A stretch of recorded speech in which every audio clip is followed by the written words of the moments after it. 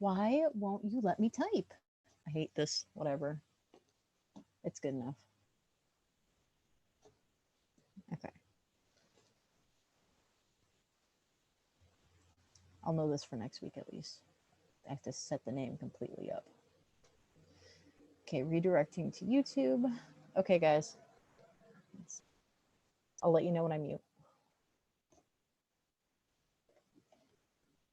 Loading.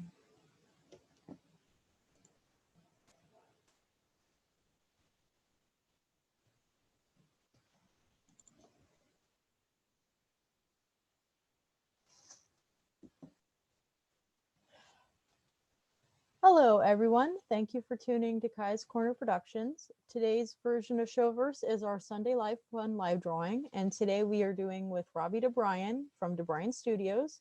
He will be drawing live for us and talking about art, and then afterwards, be ready for a live Q&A about Moonborn or anything else that you'd like to learn about. And you're good to go. Hey everybody, it's great to be here. Thank you for inviting me. Thank you for having me here today. Today I'm going to be doing some drawing based about the moon. So I had some time to kind of think of an idea and we'll go from here. I'm going to turn my camera. Let's get started about how I kind of think about drawing. That's the cat. All right, give me 1 second here. We'll turn things around.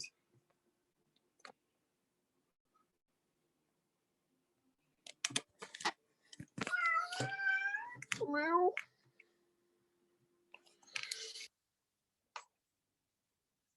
All right. So what I've done was on my cardstock paper, I have gone ahead and drawn the circle for where I want the moon to be placed. It's 8.5 by 11 cardstock. Some of the inner process of my thinking and how I've thought about things is when you start with the circle, center of the circle is going to be the most perfect for dead on vision.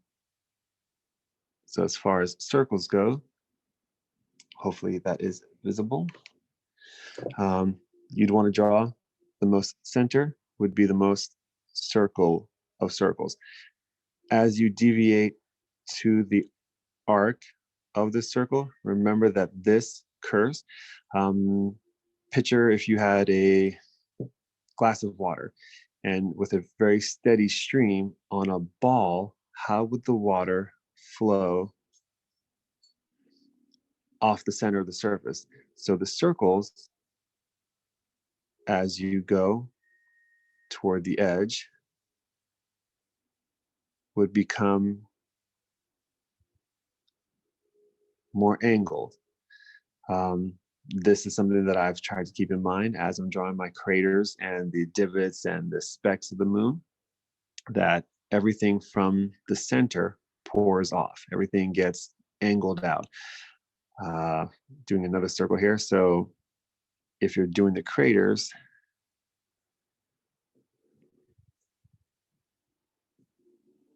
and again, craters is a different type of thing. Going to get to that in a minute.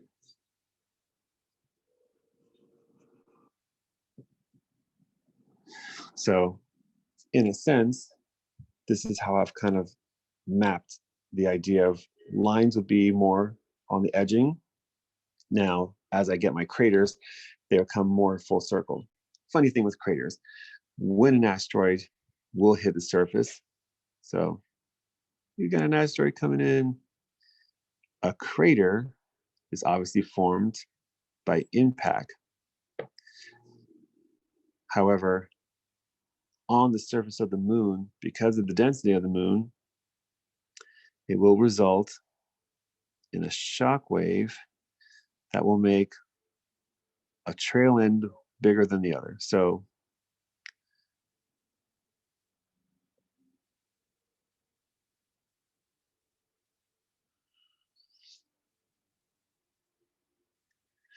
depending on the angle of impact, you don't have to do a whole circle. It's not necessary every single time you do a circle to have the crater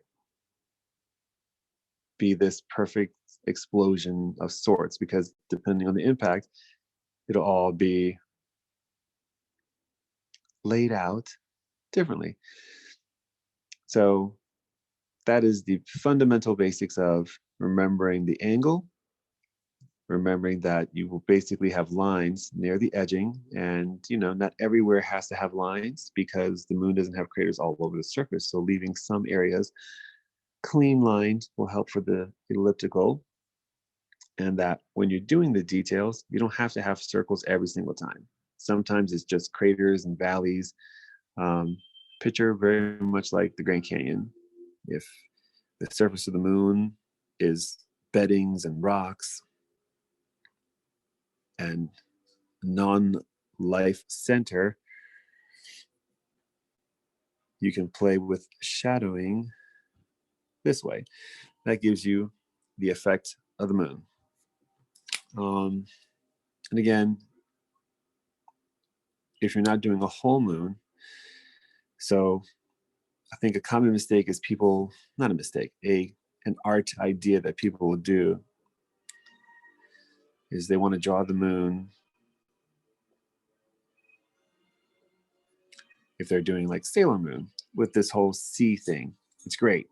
Remember that it's the shadow of the Earth that gives us that illusion of a crater. So this negative space, you have to think of it as its own circle. So if you wanted to do a crater, I would suggest getting a circle shape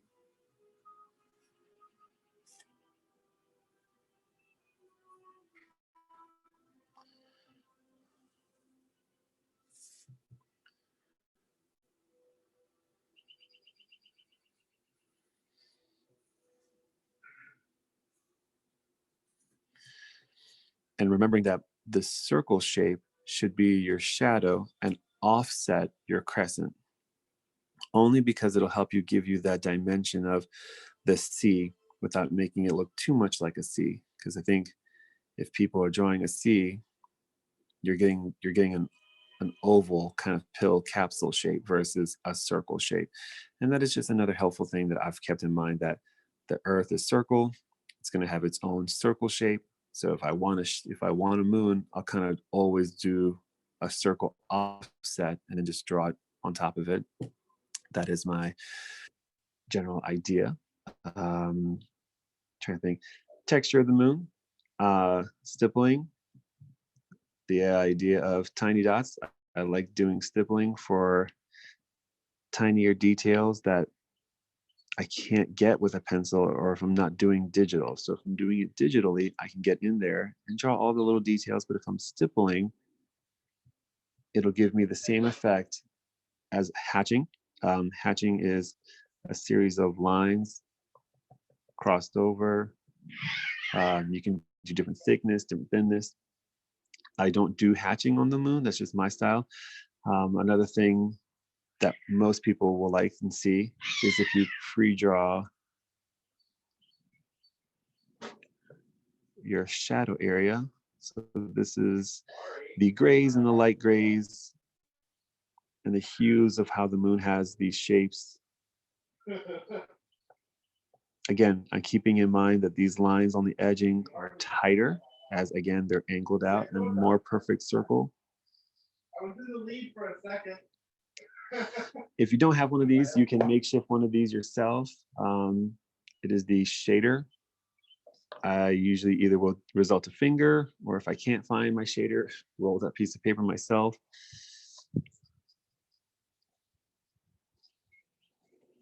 So this is a light pencil shade that I'm going in with.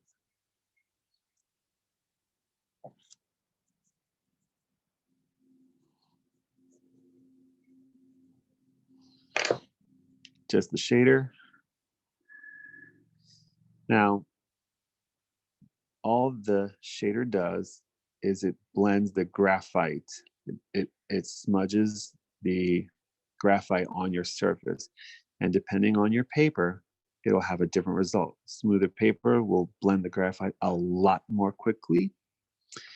Lower quality paper will have a less effect, but again, it all depends on what you're using it for, and just studying and having pieces of paper and practicing what the different textures you'll get. So this idea is pre-designing on this. So if we were to say, let's start with layers, you might want to do this idea first of getting your shading done, followed by the line art of the cratering, and then the details of the crating. So this is kind of what maybe I would do. Of course, I'm insane and I will do everything backwards sometimes, but that's the idea of leveling. Your shaded area, where your circles would be for the cratering, then your cratering details. Now, two things. If you're going to do the crescent, you obviously don't have to draw the whole thing, but keep in mind that if you're shading a lot of your crescent area, you won't see a lot of the circle, which can come in handy for the blurred area of this space. So instead of drawing it as a clear, like here's my cutoff line, if you use your shading into the blackness, it'll give you that nice fade, smooth Gaussian blur. Unless you want a crescent like this, then by all means, it's to each his own. And that is the kind of base. All right, gonna hand it back over to you.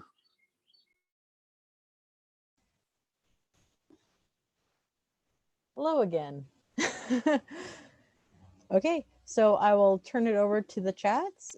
Is there any questions that you guys have about the drawing? Oh, there's only one person watching right now anyway. Okay. I guess not. So I know we talked a bit about Moonborn when we were talking on Instagram, but if you want to give just a basic gist of it for the audience.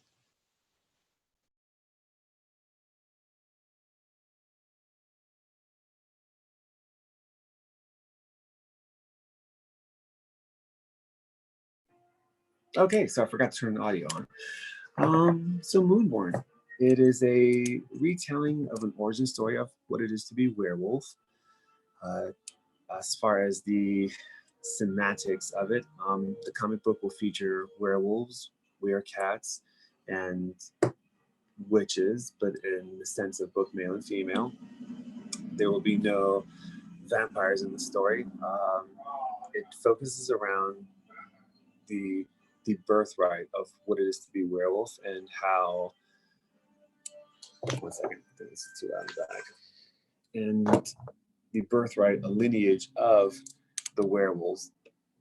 And main character's name is Convel, and Convel is the rough translation in Celtic form for wolf. So as far as location, I'm thinking it's the official Ireland is the disclosure for the location. I have some fun elements of design and like my idea of what the werewolves will look like as far as the eyes and the teeth and the transformations. Right now it's going through a little bit of a slight change before its official launch. I'm excited for it, and I know for sure within the next couple months I'll be able to debut it, hopefully, if we have something later in September as far as a con. So that is my gist of it. So for art, why did you decide to become an artist, and what are some of your earlier works you have done, and how is your art different from then to now?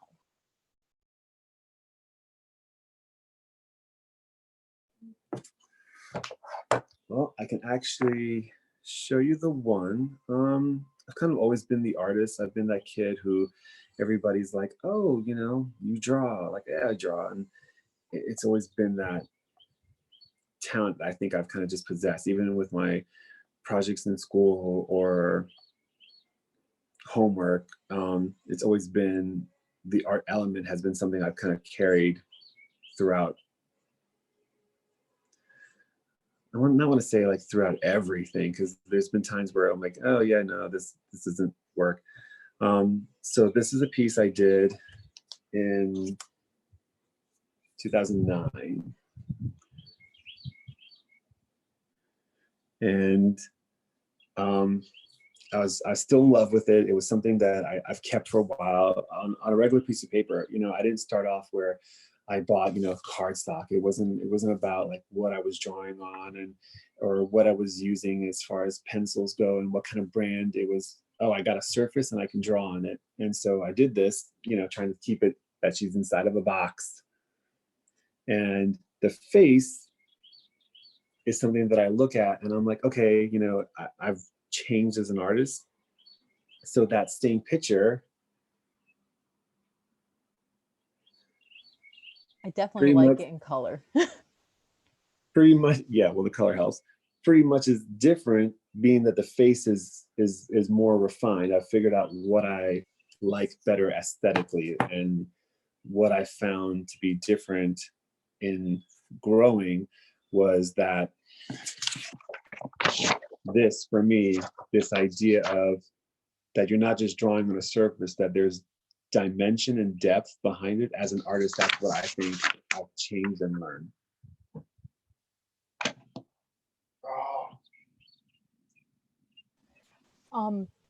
When you were talking about the different wing styles, do you want to let our audience know about that? Because I found that extremely fascinating when you were explaining that to me last time.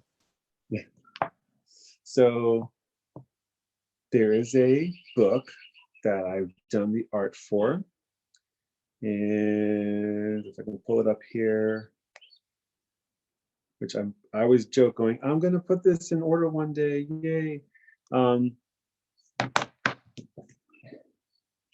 Shout out to the book.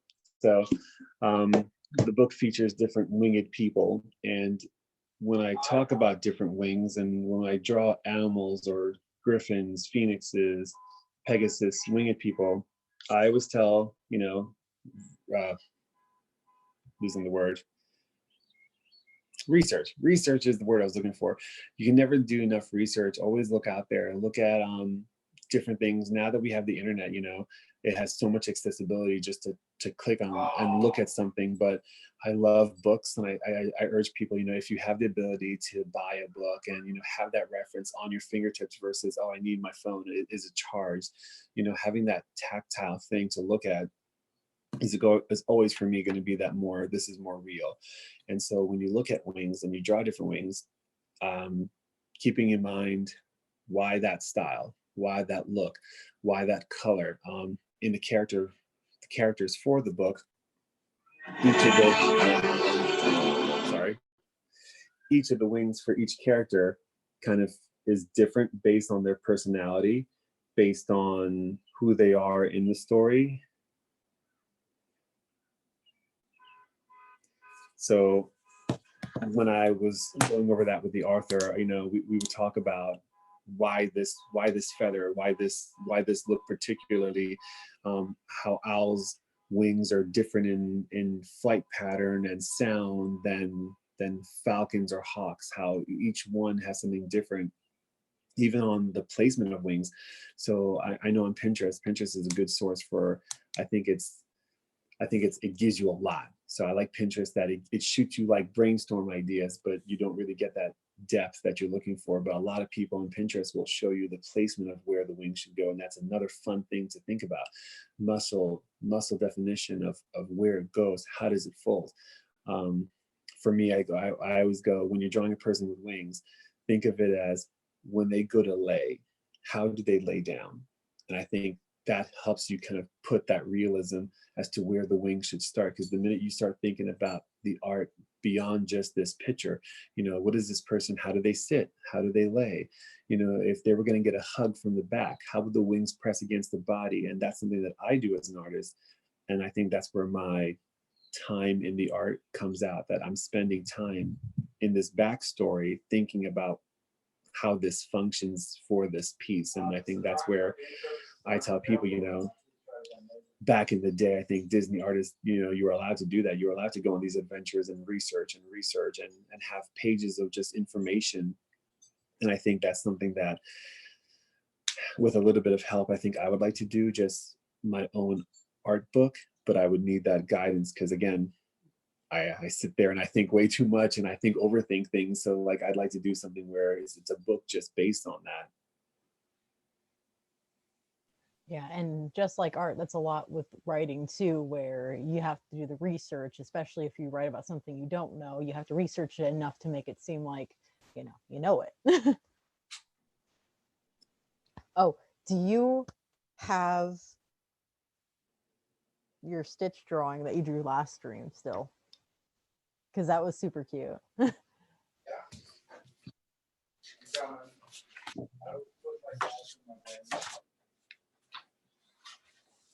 Uh,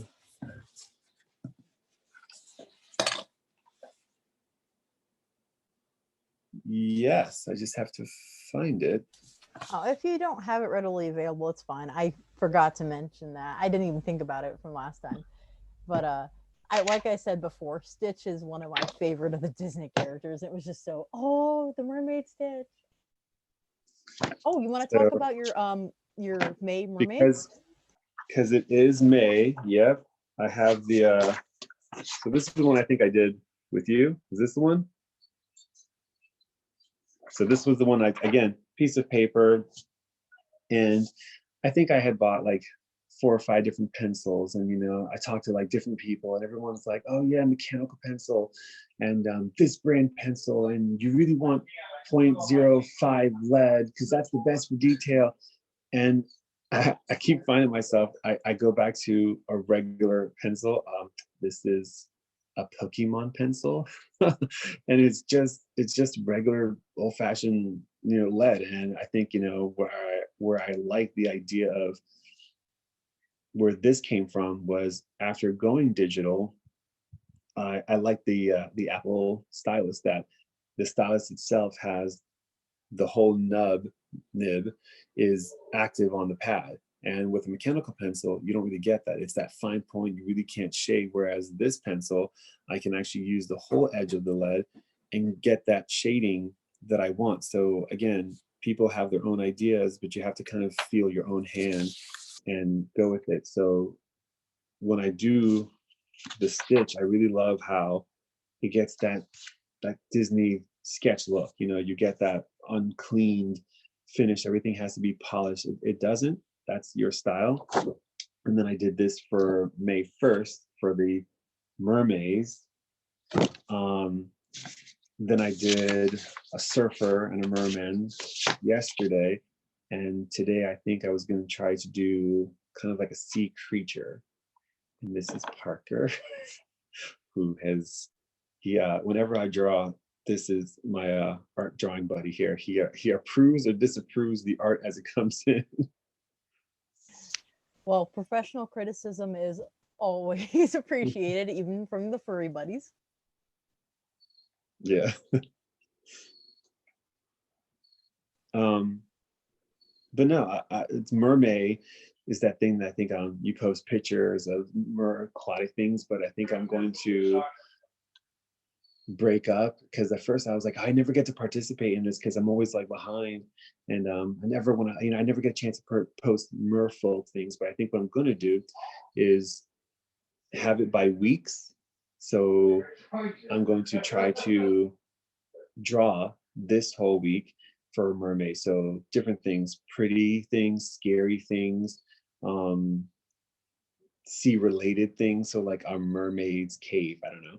And then next week try to do something physical. So maybe do my seashell jewelry and have that something that I'm doing, live here and there, making the necklaces that are sea themed. So try to break up what my mermaid is to the audience, because I think you have to do your strengths. So the people who just draw, that's fantastic. Just draw and post your pictures. But the people who have the ability to do these different tasks, I think you should showcase that and not be afraid. Again, take the advice, find other artists, but then you have to kind of listen to yourself and have that, what's good for me and what are my strengths. Yeah, I definitely like that idea, and it's basically another form of storytelling even through art, because like you can basically tell a story throughout the whole week with just different pieces, and then all of a sudden there's cumulative and for like the one final piece. And I'm always telling as I need a word for like a multimedia creator, you can benefit from I'm drawing a character where where she might have this necklace, and so then the next couple weeks you might want to make that necklace and be like, oh, this is something that as I fashioned, I don't have anything on me, as I'm fashioning this, I realized that I should kind of draw it this way because this is how it's practical. And then you go back to your artwork and have that, oh, I can draw this because I've now learned and held that item in my hand and I know what the depth is. Another fun thing, if you are looking to do buildings, Legos are fun for the construction of how big something should be, and then get your phone, take it in there for angles. Build simple building blocks, get your phone, use it as an angle perspective. That way, if you're drawing Spider-Man and you just don't know how building should be, get Legos, build a mini little city. And I'm not talking about building where there are 5 blocks wide. Use each block as a building, and then use your phone as your own kind of mock-up. So I have a question for you. Would you be willing to do the anime demonstration like last time? Because I couldn't save that video and that was freaking amazing. And I'd like to keep it if possible. The anime, the guy? Like in general, how you were doing the circles and stuff and you were explaining it, like how the different body types work for different types of animation. Certainly.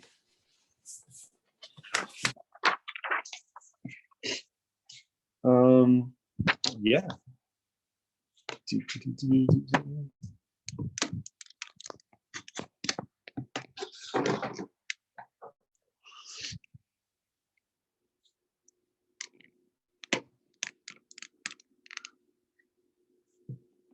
All right. So after I did that, I was thinking, as I was staring at different things,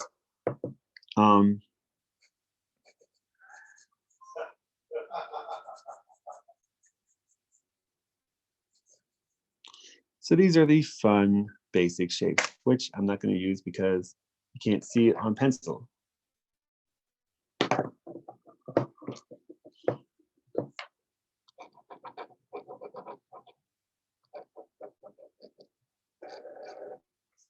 That's a little better.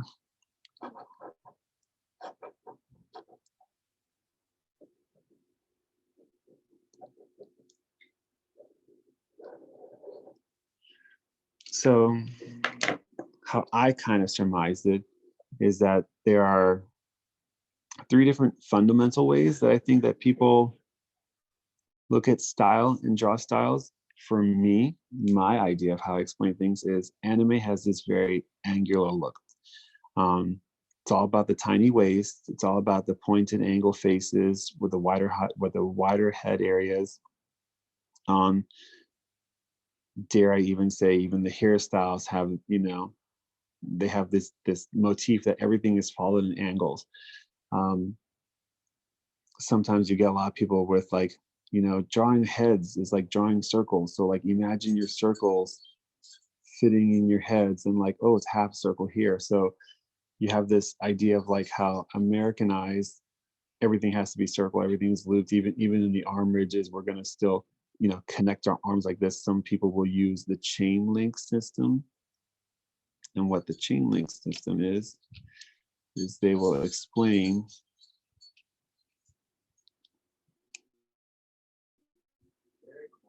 bear with me here.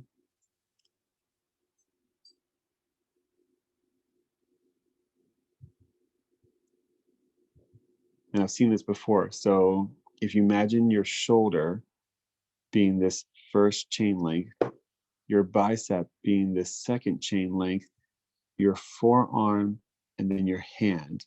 So how these chain links move is how your hand would move. So this one would be back to front, and it can go front to back, but not as much as up and down.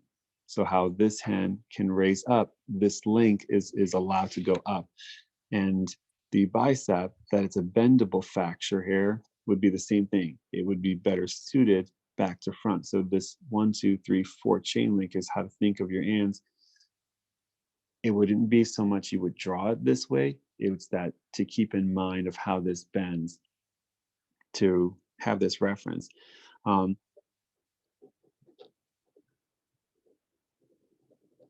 Comic books will use a lot of this block system, I think, and it's one of those like people don't realize it, but as I break down how people draw things and how speed art, sketch art is done, I feel like this idea across the board is how people should do things.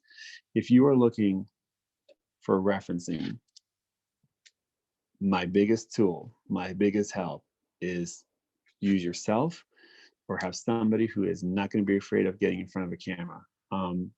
Doing videos, walking, sitting, saving them is your biggest thing. If you're looking to do referencing for yourself, it is the most amazing thing. If you if you're looking to do this idea of how styles are done, again, look at different time periods. Look at the early things for Marvel in the 70s for a sketch. Look at what they're explaining and how their method is still kept. Right now in anime, you can look it up and it's coming out more that people are using this diamond form, only because again, this pivoting, so this back to front, a lot of angles will be used in manga in line art. They will use a lot of one line. They'll explain to you, okay, so we're going to do a guy or a girl shooting, and they'll be like, there we go. Then we're gonna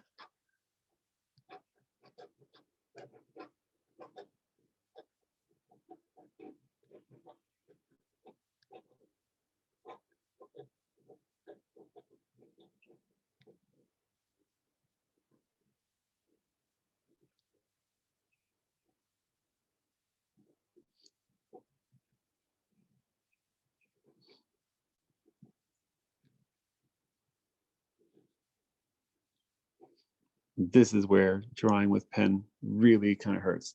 So one line, one line to come up with the angle.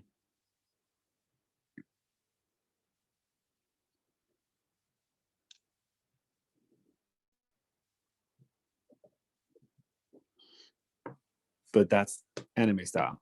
So you'll see a lot of this done with light blue pencil, and then it would be done in a darker line art. But they're very much trained to, we can come up with a pose from that. We get the idea of one shoulder piece, one angle. Even that could be an arching person or a fold over person, and it's amazing how if you find a style that you like, you can come up with an idea for like this can be on my sketch page and I can know what that angle is. First is this, I need my circles and I need my ideas of how things are built together. Anatomy does play into it, but I think it all depends because now you have chibi style, you have an anime frame, you have a Disney frame, which it doesn't really play in skeleton structure. So again, having to study anatomy is not a requirement for having to draw people.